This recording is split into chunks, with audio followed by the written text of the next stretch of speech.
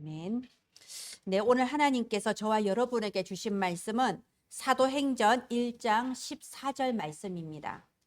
사도행전 1장 14절 말씀입니다. 우리의 생사복을 다 아시고 주관하시는 하나님께서 오늘 이 시간표에 주시는 언약의 흐름입니다. 사도행전 1장 14절 말씀, 한 목소리로 읽도록 하겠습니다. 여자들과 예수의 어머니 마리아와 예수의 아우들과 더불어 마음을 같이하여 오로지 기도에 힘쓰더라. 아멘. 여러분, 오늘 응답의 여명이 밝아올 때라는 제목입니다. 우리가 지금 이 자리에 또 빈자리가 많죠. 못 오신 분들이 있습니다.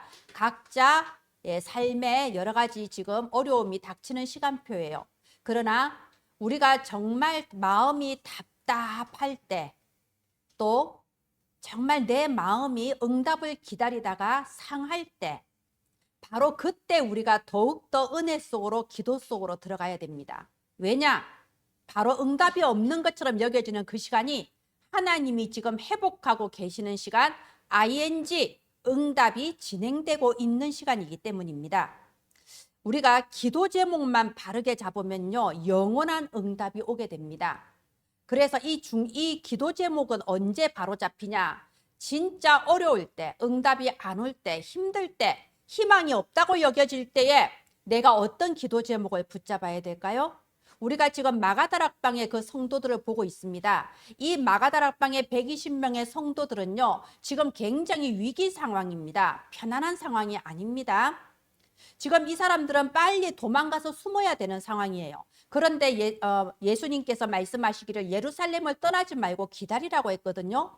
그래서 응답이 언제 올지 모르면서 일단은 기다리고 있는 겁니다. 120명의 성도들이 마가다락방에 모여서 밖으로 나가지도 못하고 지금 기다리면서 도대체 이들은 어떤 기도 제목을 붙잡았을까요? 어떤 기도 제목을 붙잡았기에 하나님께서 사도행전 2장의 전무후무한 응답을 받을 수 있었을까요? 우리가 지난주에 그 답이 나왔습니다. 오직 그리스도 언약 붙잡은 겁니다.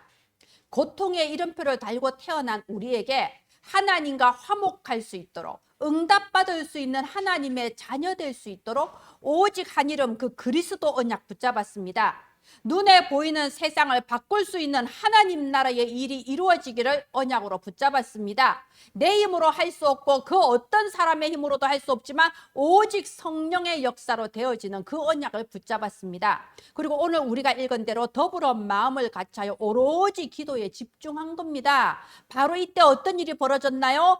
인류 최초로 교회의 여명이 시작된 겁니다. 여명이 뭔가요? 해가 떠오르는 그 순간 아닙니까? 초대교회가 세워진 겁니다. 초대교회 뜻이 뭔가요? 초대, 최초의 교회라는 겁니다. 하나님께서는 인류 최초로 교회의 문을 여셨습니다. 그래서 항상 이 여명이 가장 어두워요. 해 뜨기 직전이 가장 어둡습니다. 전혀 희망이 안 보일 때, 가장 답답할 때에 주님이 주신 그 언약을 붙잡고 오로지 기도에 집중하는 바로 그 시간표, 가장 답답한 시간표가 지나가서 여명이 밝아진 겁니다. 이때 초대교회에 오신 초대교회에 부어주신 그 응답은 과연 어떤 것이었을까요? 어떤 능력으로 임했을까요? 오늘 우리가 말씀 속에 그것을 살펴보면서 우리의 것으로, 우리 은혜나무 교회와 저와 여러분의 것으로 누려지는 시간 되기를 예수님의 이름으로 축원드립니다. 다음 화면 해주세요. 우리가 항상 누릴 것이 있습니다. 그것이 새절기의 능력입니다. 여러분, 새절기가 뭔가요? 유월절, 오순절, 수장절이죠. 자, 그런데 오늘 뭐라고요? 이 새절기의 능력이 누구 거라고? 나의 거. 바로 나의 겁니다. 그 누구 사도 바울의 것, 김지영 목사의 것, 그 이전에 나의 것. 여러분, 이것이 믿어지고 누려지기를 예수님 이름으로 축원드립니다. 유월절 구원의 능력, 오순절 기도의 능력, 수장절 보좌의 능력 아닙니까? 여러분, 영적인 것은 정확해요. 영적인 것은 거짓말할 수도 없고 속일 수도 없고 실수할 것도 없습니다. 항상 영적인 것은요, 심원대로 정확하게 나옵니다. 광야의 이스라엘 백성들이요, 우리는 이 광야에서 다 죽을 거야, 불신앙과 포기를 심은 사람은 실제로 그 40년 동안에 광야에서 다 죽었습니다. 그러나 하나님께서 우리에게 저 가나안을 주셨다, 저 가나안 거민들은 우리의 밥이다, 이렇게 믿음을 심은 사람들은 그 믿음대로 가나안 정복자가 되었습니다. 그래서 영적인 결과는 정확한 거예요. 오늘이 바로 미래다, 바로 그 말이 그 뜻입니다. 내가 오늘 무엇을 믿고 무엇을 붙잡고 무엇을 믿음으로 심느냐, 이것이 나의 미래가 되는 겁니다. 여러분, 유월절 구원의 능력 무슨 뜻인가요? 오직입니다. 다른 걸로는 결코 구원받을 수 없습니다. 그 누구도 나에게 그리스도가 되어 주실 수 없습니다. 오직 예수님만이 나의 그리스도세요. 그래서 우리가 읽지 않았지만 사도행전 2장 28절에 보면 베드로가 말하기를, 주께서 생명의 길을 내게 보이셨으니 내게 기쁨이 충만하다고 했습니다. 참으로 여러분, 생명의 길을 보셨나요? 지금 내 주변에 일어나는 상황과 내 눈에 보이는 사건, 그러기에 전혀 상관없는 예수께서 그리스도이심이, 예수께서 나의 생명의 길이심이 여러분에게 보여졌습니까? 그렇다면 나에게 기쁨이 충만할 수밖에 없습니다. 유월절 구원의 능력은 나의 것입니다. 오순절 기도의 능력, 여러분, 하나님은 우리의 겉모습에 속지 않으십니다. 우리가 기도할 때 그것이 보좌에 상달되는가 상달되지 않는가, 내가 진심으로 믿고 기도하느냐 않느냐, 그겁니다. 내가 아무리 거룩한 척해도, 내가 아무리 기도 열심히 하는 척해도 하나님은 속지 않으십니다. 마가복음 9장 29절에 기도 외에 다른 것으로는 이런 유가 나올 수 없다고 했습니다. 우리가 진실로 기도하고 그 기도가 보좌에 상달됐을 때 전혀 생각지 못했던 전무후무한 응답을 하나님은 주실 수 있습니다. 수장절 보좌의 능력, 이게 뭔 말인가요? 여러분, 우리의 배경은 이 세상의 것이 아닙니다. 우리의 배경은 하늘의 보좌입니다. 보좌에 앉으신 성삼위 하나님이 나의 배경이시니까 우리가 결코 주눅들지 말고 당당하시기를 바랍니다.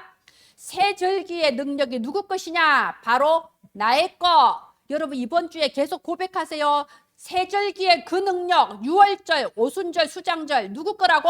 내 거. 그 능력이 나의 것입니다. 오늘 내가 실제로 얼만큼 이것을 누리나, 이것이 나의 미래입니다. 내가 지금 얼만큼 실제적으로 믿고 있냐, 이것이 영원한 응답으로 연결됩니다. 예, 다음 한번 해주세요.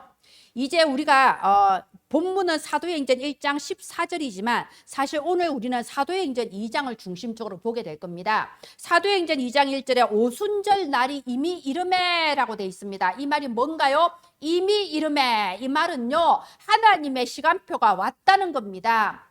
여러분, 우리가요, 때로는 이 마가다락방 성도들처럼 미래가 보이지 않고 캄캄한 중에 오로지 집중하면서 응답이 언제 오냐, 올 거냐, 안 올 거냐 이러고 있을 때도 하나님의 시간표는 분명히 오게 돼 있습니다. 오순절 날이 이미 이르매 초대교회의 그 응답이 시작된 겁니다.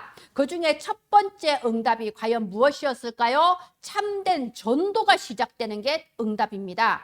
여러분, 우리는 뭘 응답이라고 생각하나요? 우리가 생각하는 응답과 많이 다르죠? 그런데 하나님이 생각하는 것과 우리의 생각은 다릅니다. 그럼 우리 생각이 맞습니까? 하나님 생각이 맞습니까? 하나님의 생각이 맞죠. 근데 하나님이 무엇을 응답이라고 한다고요? 전도가 되어지는 게 응답이라고 우리한테 알려주는 겁니다. 여러분, 왜 전도가 되는 게 응답일까요? 전도는 하나님이 하시는 거예요. 근데 전도가 되어진다는 거는 하나님께서 나에게 저 사람을 붙여주셨다는 거예요. 하나님이 나를 판단하시기에 저 사람을 붙여주면은 내가 올바른 복음을 전할 거라고 나를 인정하셨다는 겁니다. 이것보다 더한 축복이 있습니까? 이것보다 더한 영광이 있나요? 그래서 응답 중에 가장 큰 응답은요, 하나님이 하시는 그 전도, 하나님이 하시는 참된 전도에 내가 동참하는 겁니다. 그래서 이 초대교회의 응답의 여명이 밝아올 때 첫 번째로 전도가 시작된 겁니다. 우리 여기 사도행전 2장 4절에 보면요, 그들이 다 성령의 충만함 받고 성령이 말하게 하심을 따라 다른 언어들로 말했다고 되어 있습니다. 여러분, 다른 언어, 이게 무슨 뜻일까요? 자, 우리가 다 다른 언어를 말하는 사람 아닙니까? 우리가 오후 예배 때 보면요, 워크숍을 하면서 우리가 돌아가면서 나와서 구원의 길 하시잖아요. 그죠? 이게 다른 언어예요. 여러분, 여러분 전에 그런 언어로 말해본 적 있습니까? 항상 일상생활에 나를 위해서 나에게 필요한 말을 하고 살았지. 언제 우리가 예수 그리스도, 하나님 떠난 그 운명, 신자의 축복 이런 걸 우리가 언제 말해 보겠습니까? 우리 지난주 오후에 조방희 집사님이 워크숍 했습니다. 물론 굉장히 막 헷갈리셨어요. 그죠? 그러나 저는 조방희 집사님을 옛날부터 알았잖아요. 제가요 정말 감격했습니다. 조방희 집사 평생에 저 말이 입에서 나올 줄이야. 우리 다 마찬가지입니다. 지금 다른 언어의 의미가 그거예요. 한 번도 말해보지 않았던 그리스도의 복음이 내 입술에서 선포가 되기 시작하는 겁니다. 그게 바로 다른 언어라는 겁니다. 이 마가다락방 성도들이 다른 언어들을 말하기 시작하는데요. 이 언어의 내용이 뭔가요? 자, 여기 8절 보십시오. 우리 각 사람이 난 곳 방언으로 듣게 됨이 어찌함이냐. 말하자면 이제 그때 이게 유대인들의 명절이라서 예루살렘에 여러 나라 전 세계에서 유대인들이 모여들은 거예요. 유대인들이 명절 때만은 몇 달에 걸쳐서 여행을 해서 예루살렘으로 쫙 모여들거든요. 그런데 프랑스에서도 왔고 이탈리아에서도 왔고 저 영국에서도 왔고 온 사방에서 왔는데, 아니 이 제자들이 한 번도 외국어를 배워본 적이 없는 제자들이 갑자기 성령의 충만함을 받더니 프랑스 말로, 이탈리아 말로, 독일 말로 복음을 전하기 시작한 겁니다. 지금 이제 실제 프랑스 말, 이탈리아 말은 아니지만 제가 이해하기 쉽게 말한 거예요. 뭐 때문에 하나님께서 이런 방언을 말하게 하셨을까요? 지금 현대 교회도 방언 말하는 사람들 많죠. 알랄랄랄롤롤 하면서 막 방언 말합니다. 근데 실제 성경에서 나오는 방언은 그게 아니에요. 이 외국에서 온 사람들에게 예수 그리스도 복음을 잘 전할 수 있도록 그 사람 살리라고 그 사람이 온 나라의 말로 복음을 전하게 한 거예요. 그게 바로 방언이라는 겁니다. 여러분, 방언은요, 우리가 지금 말하는 이런 알랄라 하는 못 알아듣는 방언은요, 사실상 유익이 없습니다. 성경에도 나와 있잖아요. 사도 바울이 그랬잖아요. 너희들의 방언이 유익이 없다고 했습니다. 시끄럽기만 시끄럽잖아요. 그죠? 그런데 방언보다 예언이 낫다고 했습니다. 여기서 예언이라는 건요, 앞날을 말해주는 예언이 아니고 그 사람의 영혼이 살아날 수 있도록 하나님 말씀을 전하는 걸 예언이라고 한 거예요. 말하자면 알아듣지 못하는 그 방언이 아니라 한 사람을 살릴 수 있는, 정말 사탄에게 잡혀서 지금 또 운명과 사주팔자 저주 재앙에 묶여있는 사람을 해방시킬 수 있는 바로 그 말을 하라고 하나님은 우리에게 다른 언어를 말하게 한 겁니다. 여기 14절 사도행전 2장 14절부터 쭉 나오는 건 베드로의 설교예요. 예, 이 베드로의 설교 딱 읽어보면요, 깜짝 놀라겠어요. 어쩌면 구약 성경에서부터 시작해서 이렇게도 설교를 아주 정확하게 그리스도의 복음을 말하고 있는 베드로의 설교거든요. 근데 우리가 베드로가 어떤 사람인지 알잖아요. 베드로가 학식이 높은 사람이 아니에요. 평생의 조상 대대로 갈릴리 호숫가에서 고기 잡던 어부입니다. 그런데 전혀 학문이 없는 이런 그야말로 무식한 사람이 갑자기 입을 열어서 구약 성경과 모든 말씀을 총동원하면서 거기에 있는 모든 이스라엘 사람들이 알아들을 수 있게 그리스도의 복음을 쫙 전했습니다. 여러분, 이걸 보고 방언이라고 해요. 이걸 보고 다른 언어라고 합니다. 어떻게 가능했나요? 성령이 임하시니까 가능한 겁니다. 왜 이런 은사를 주셨을까요? 살리라고. 뭐라고요? 사람 살리라고. 그래서 여러분, 하나님께서는요, 우리가 예수 그리스도 믿고 구원받았을 때에 저희에게 성령이 임하고, 성령이 임한 사람은 입을 열어 전도가 되어지게 되어 있는 겁니다. 여기 36절 한번 보십시오. 이렇게 이제 베드로가 복음을 쫙 전하는 겁니다. 그러면서 36절 마무리에 확실하게 딱 결론을 짓죠. 너희가 십자가에 못 박은 이 예수를 하나님이 주와 그리스도가 되게 하셨느니라. 무슨 말입니까? 예수가 그리스도다. 너희들은 모르고 십자가에 못 박았지만 이 예수가 바로 그리스도다. 정확한 복음을, 살리는 복음을 확실하게 전했습니다. 그러니까 37절에 이 사람들이 이제 마음에 찔려, 아이고 우리가 예수를 죽이는데 동참했는데, 아니 이거 어떻게 하면 좋아? 우리가 어찌하면 좋겠습니까? 하면서 물으니까 38절에 말하기를, 너희가 예수 그리스도의 이름으로 세례받고 제사함 받으라. 예수 믿으라. 예수가 그리스도다. 예수 믿으면 구원받는다. 이 말 한 겁니다. 그러면 어떤 일이 벌어진다고요? 38절 마지막에 그리하면 성령의 선물을 받으리니. 여러분, 이게 구원입니다. 이게 치유입니다. 예수를 믿고 영접했을 때 내 안에 성령께서 임하시는 겁니다. 성삼위 하나님의 영이 임할 때 우리가 완전히 살아나는 겁니다. 구원받는 겁니다. 여러분, 무엇이 사람을 살릴 수 있나요? 여러분, 중세시대 유럽에서는요, 어마어마하게 교회를 지었습니다. 그야말로 흥금을요, 바닥까지 끌고가지고 사람들한테 끌고내가지고 돈을 다 모아서 엄청난 성당들을 지었지 않습니까? 근데 그 성당들 지을 때요, 이게 하나님이 기뻐하시는 일인 줄 알았어요. 우리가 사는 목적은 큰 성전을 지어서 하나님을 기쁘시게 하면 죽어서 천국 가겠지, 자손 대대로 잘 되겠지. 그런데 하나님의 뜻과 사람의 뜻은 다르다고 했습니다. 그 성전 지금 다 어떻게 됐나요? 관광지 돼버렸잖아요. 그죠? 여러분, 큰 성전을 짓고 그걸 위해서 내 재산을 다 바쳐서 헌신해도 그것이 사람을 살릴 수가 없습니다. 우리의 영적 문제 해결할 수 없습니다. 여러분, 또 어떤 사람들은요, 종교 의식을 할 때 막 감동을 받아요. 와, 저 천주교에 가면 하얀 이게 면사포 같은 걸 머리에 쓰고 알아듣지 못하는 라틴으로 웅장한 오르간의 음악에 맞추어서 딱 진행되면 거기에 대해서 감동을 받고 그래 그렇지 하면서 그걸 좋아서 이제 다니는 사람이 있어요. 여러분, 천주교만 그런 게 아닙니다. 교회도 마찬가지입니다. 교회 찬양단의 찬양의 은혜 받고 찬양 부를 때는 내가 뭔가 성령 충만한 것 같고 분위기가 웅장하니까 뭔가 내가 진짜 예수 믿는 사람 같은데 딱 예배 마치고 돌아올 때 내 마음이 허하고 아무것도 없고. 여러분, 종교 의식이나 감정적인 그런 충만함은요, 결코 사람을 살릴 수 없습니다. 지금 AI가 계속 발전하고 있죠. 아주 살기 편리한 시대가 올 것 같아요. 살기 편한 시대가 올지는 모르겠는데 살기에 편리한 시대는 올 것 같습니다. 그런데 AI가 아무리 발달을 하고 과학이 고도로 발달해도 그것이 우리의 영적 문제는 해결해 줄 수가 없습니다. 우리의 타고난 운명팔자 바꿔줄 수가 없다는 겁니다. 여러분, 아무리 종교의식이 거창하고 아무리 교회를 위해 헌신봉사, 내 재산을 다 바쳐서 헌신봉사하고 아무리 과학이 발전하고 철학이 발전하고 문화가 발전해도 사람을 살리지 못한다면 그건 실패작이에요. 우리가 하는 그 모든 것이 실제로 사람을 살리지 못하면 그건 뭐라고요? 실패작입니다. 사람을 살리라고 하나님은 성령의 충만함을 부어주시고 방언을 말하게 하셨습니다. 오늘 저희가 아까 구원의 능력, 기도의 능력, 보호자의 능력, 세절기의 능력을 누리다가 이 가장 중요한 첫 번째 응답, 참된 전도가 이루어지는 이 응답 받게 되기를 예수님 이름으로 축원드립니다. 자, 이렇게 우리가 예수님을 믿으면요, 성령께서 우리한테 임하신다고 했습니다. 성령을 선물로 주신다고 되어 있습니다. 바로 이때부터 참된 인생이 시작돼요. 여러분, 한번 생각해 보세요.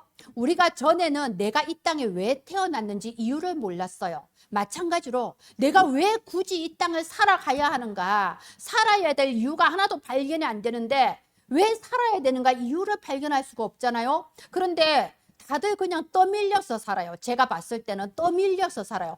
정신 차려보니 태어나 있네. 아이고, 학교 가야지. 학교 안 가면 안 되잖아. 제가 초등신학원에서 물었거든요. 얘들아, 너희들 왜 학교 다니니? 그러니까 법으로 정해져 있었어요. 맞습니다. 나만 학교 안 가면 나 이상한 사람 되잖아. 그죠? 학교를 다녀보니까 또 공부해야 돼. 성적이 좋으면 모든 혜택이 따라오는데 성적이 나쁘면 모든 핍박이 따라오잖아요. 그러니까는 그냥 또 공부하는 겁니다. 공부하면 끝나나요? 군대 가야죠. 군대에서 눈치 보면서 줄 잘 서서 어떻게 또 해야 되잖아요. 내가 왜 군대를 왔는지 모르겠어. 아무튼 와야 돼. 안 오면 인간이 아니잖아. 그죠?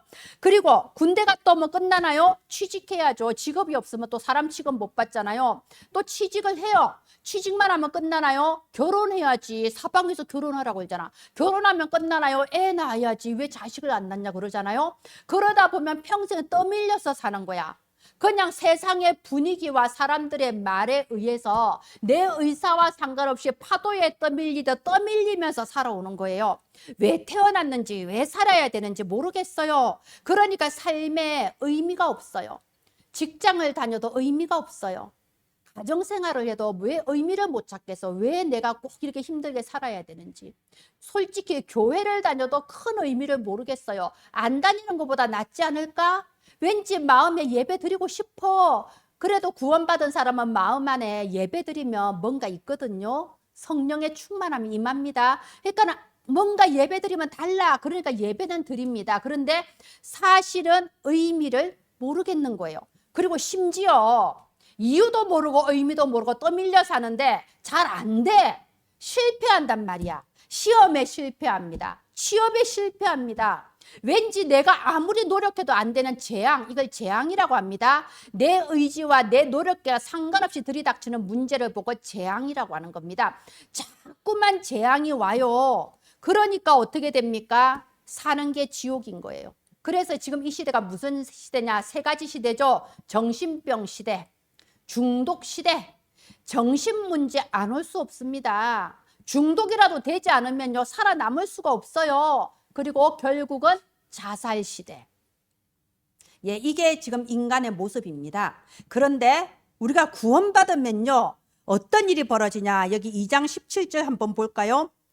구원을 받으면 말세에 내가 내 영을 모든 육체에 부어주리니, 이게 무슨 말입니까? 성령을 선물로 주신다는 겁니다. 성령이 내 안에 임할 때에 17절부터 보십시오. 너희 자녀는 예언할 것이요 너희 젊은이는 환상을 보고 너희 늙은이는 꿈을 꾸리라. 이게 뭡니까? 성령께서 내 안에 임하시면 내게 알려주시는 거예요. 내게 답을 주시는 겁니다. 여러분, 성령이 참으로 내게 임하셨다면 우리는 나의 과거에 대해서, 나의 현재에 대해서, 나의 미래에 대해서 답을 찾게 됩니다.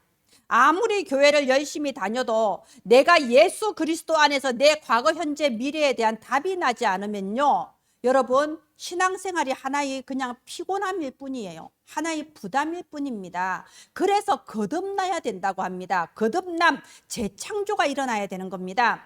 우리가 진실로 예수의 생명이 내 안에 임하시고 내게 성령이 임하시면요, 내 과거가 달라져요. 전에는 과거가 상처요 원망이었지만 이제는 하나님이 내 남은 평생의 세계복음화의 발판이 되게 하셨구나. 진실로 답이 나옵니다. 그리고 나의 현재, 여러분, 그리스도 안에서 거듭나지 않으면요, 현재가 없어요. 무슨 말이냐? 분명히 내 몸은 현재를 살고 있잖아요. 그죠? 2026년도 1월 25일 살고 있잖아요. 그런데 내 마음과 생각과 영적 상태는 여전히 10년 전, 20년 전에 머물러 있다니까요. 현재가 없어요. 육신은 현재에 살고 있지만 나의 내면은 과거에서 벗어나지를 못하고 종노릇하고 있다 이겁니다.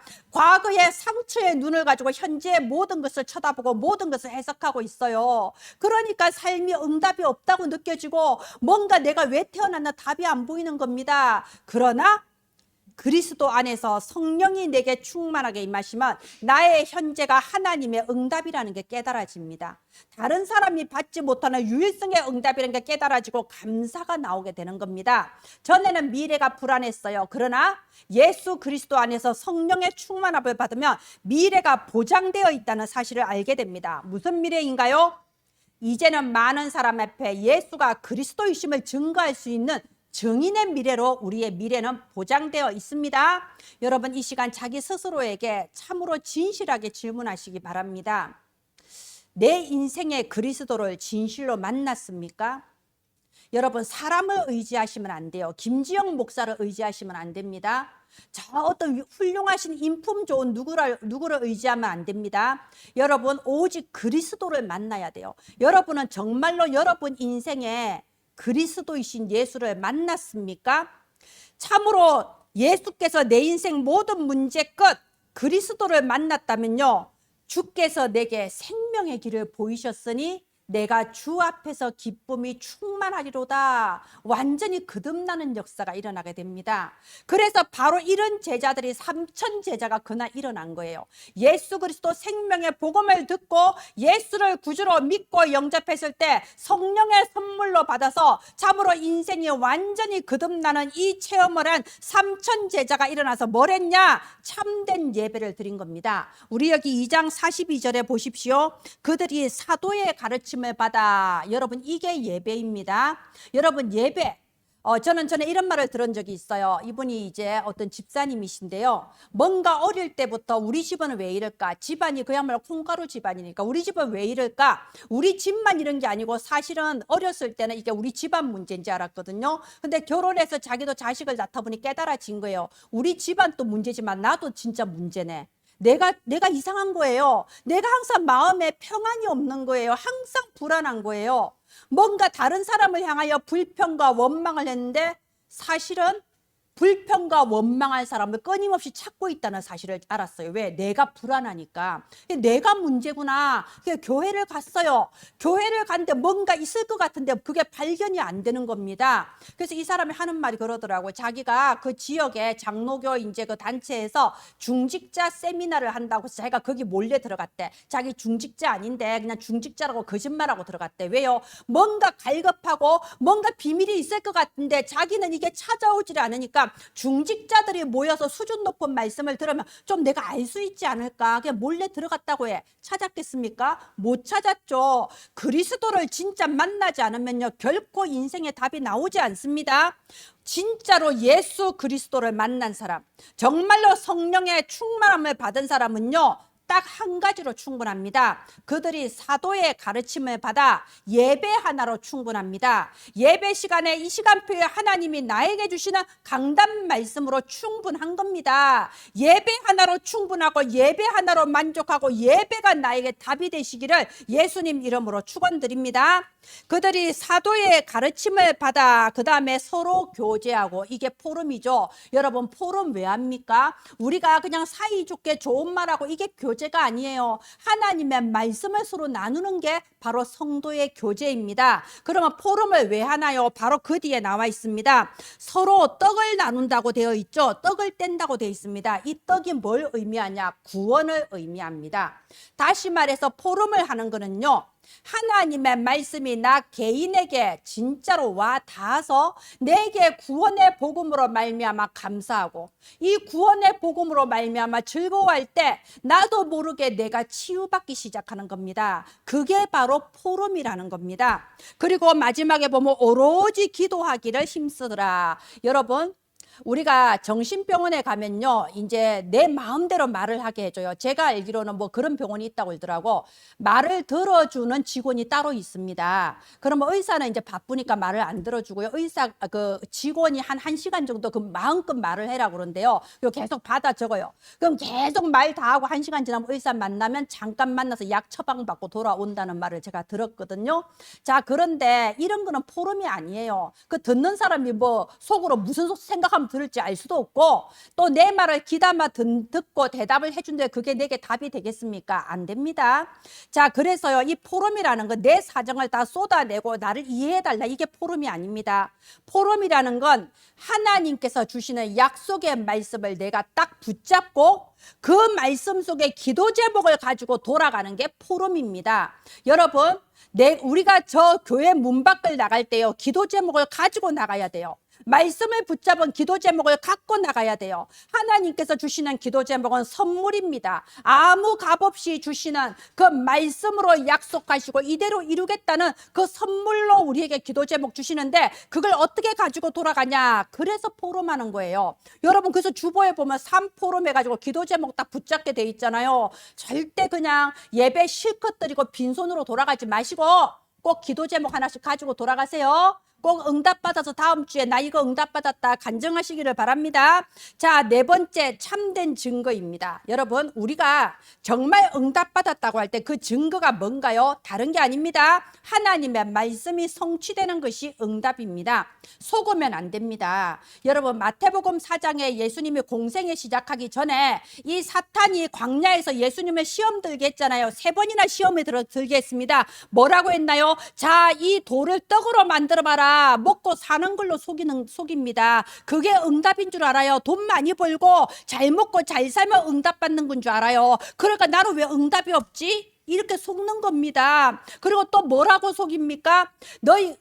네가 이 높은 데서 떨어져 내려봐라. 천사들이 너를 받쳐줄 거다. 뭔가 신비한 체험을 하면요, 그것이 응답인 줄 압니다. 나는 방언도 안 나오는데, 나는 신비한 체험도 없는데, 응답 못 받았다고 착각한다니까요. 또 뭐라고 속였습니까? 나한테 경배해라. 이게 뭐죠? 나한테 경배하면은 네가 천하 만국의 왕이 되게 해주겠다. 명예심으로 속입니다. 내가 높은 자리에 올라가고 내가 좀 이렇게 성공하고 그게 응답인 줄 하는데 아니잖아요. 그러니까 응답이 안 왔다고 착각한다니까요. 여러분 속지 않기를 바랍니다. 절대로 속지 마세요. 그래서 예수님이 마태복음 4장에서 사탄의 시험을 이기시고 마태복음 5장에 첫 번째로 가르친 게 너희들이 생각하는 그 복이 아니다. 착각하지 마라, 속지 마라 하고 가르치지 않았습니까? 하나님의 말씀이 성취되는 것이 응답이라면 하나님이 우리에게 주신 가장 중요한 언약 두 가지가 뭔가요? 그리스도. 예수님이 그리스도입니다. 모든 문제 끝입니다. 두 번째, 세계복음화. 하나님은 세계복음화라는 언약 속에 지구의 역사를 움직이고 계세요. 그래서 거기에 방향 맞추기만 하면 여러분이 바라는 평안한 삶, 응답받는 삶이 그 속에 있는 겁니다. 그리스도, 세계복음화. 여러분 참으로 간절히 이번 주에 여러분께 권면하고 또 권면합니다. 예수님이 정말로 여러분 인생의 그리스도가 맞습니까? 여러분이 참으로 예수님이 나의 인생의 그리스도로 믿어진다면 여러분이 어느새 세계복음화가 이루어지는 그 빛의 대열에 서 있음이 발견되어질 겁니다. 이것이 바로 참된 응답이고 이것이 증거입니다. 예, 마지막 화면 해주세요. 여러분 우리가 어렵고 응답이 없다고 느껴질 때 더 은혜 속으로 들어가야 됩니다. 왜냐? 여명의 시기에 가장 어둡기 때문입니다. 초대교회는 가장 어두운 시기에 오로지 기도에 집중함으로써 이 응답의 여명을 맞았습니다. 우리가 이걸 어떻게 누릴 수 있을까요? 그래서 오늘 릴레이 말씀, 릴레이 기도, 릴레이 증인이라고 했습니다. 여러분 릴레이 말씀 우리가 포럼하는 이유, 왜 우리가 이렇게 3포럼 한번 포럼을 안 하셔도 꼭 적기라도 하시기 바랍니다. 왜 내게 주신 말씀, 내게 주신 기도 제목, 나의 현장을 왜 꼭 정리를 해야 되냐? 하나님께서 이 시간표에 강단을 통하여 성취될 언약의 말씀을 주시는데 이게 모든 성도에게 적용이 되어져야 됩니다. 여러분 교회에 와서 찬양 올려드리죠, 기도 올려드리죠, 헌금 올려드리죠, 다 드리잖아요. 갈 때 뭘 받아 가시나요? 말씀 받아서 가야 될 거 아닙니까? 약속의 말씀으로 기도 제목 붙잡고 집에 가야 될 거 아닙니까? 그래서 릴레이 말씀이라는 겁니다. 그리고 릴레이 기도 지금 우리 교회 하고 있습니다. 여러분 영적인 것은요 결과가 정확합니다. 응답은 김지영 목사가 주는 게 아니고 응답은 하나님이 주시는 겁니다. 우리는 하나님께 기도하고 하나님이 주시는 응답을 받습니다. 하나님은 거짓말에 속지 않습니다. 우리가 오로지 마음을 합하여 집중할 때에 하나님이 응답하시는 겁니다. 릴레이 증인, 제가 느낀 게요. 우리가 오후 예배 때 이제 항상 앞에 나와서 대표자, 다 나오나죠? 대표자가 앞에 나와서 현장 이제 포럼을 하잖아요. 제가 그때 느꼈던 게 우리가 이 포럼에 오늘의 말씀 포럼 참 잘하시고 기도 제목도 참 잘 잡으시는데 지금까지 한 분도 현장 포럼을 하신 분이 없습니다. 한 분도 내가 기도하고 있는 현장, 내가 기도하고 있는 영혼을 가지고 포럼을 하신 적이 없으세요. 예, 그게 이제 릴레이 증인이 안 되고 있는 겁니다. 여러분, 우리가 응답받고 싶습니까? 우리가 하나님이 주시는 그 축복을 내가 진짜 좀 체험을 하고 싶습니까? 아, 이게 정말 축복이구나. 이게 정말 응답이구나. 이게 정말 평안이구나. 누리고 싶습니까? 여러분, 현장을 찾으시기 바랍니다. 하나님의 은혜는 나를 통하여 흘러나가는 건데 내가 흘러나가는 이게 호수가 딱 막혀 있으면요 들어올 데도 없어요. 막혀 더 이상 안 들어옵니다. 흘러나가야지 또 들어오는 거예요. 그래서 여러분 하나님이 나에게 어떤 현장을 맡기셨는가, 어떤 사람을 내게 맡기셨던가, 내가 누구에게 이 예수 그리스도를 증거할 것인가 찾으시기를 바랍니다. 그러면 하나님께서 여러분의 현장에 정확하게 증인의 응답 주실 거예요. 그래서 여러분이 교회 돌아왔을 때는 아, 이번 주 말씀 이거 은혜 받았습니다. 이거를 또 넘어서서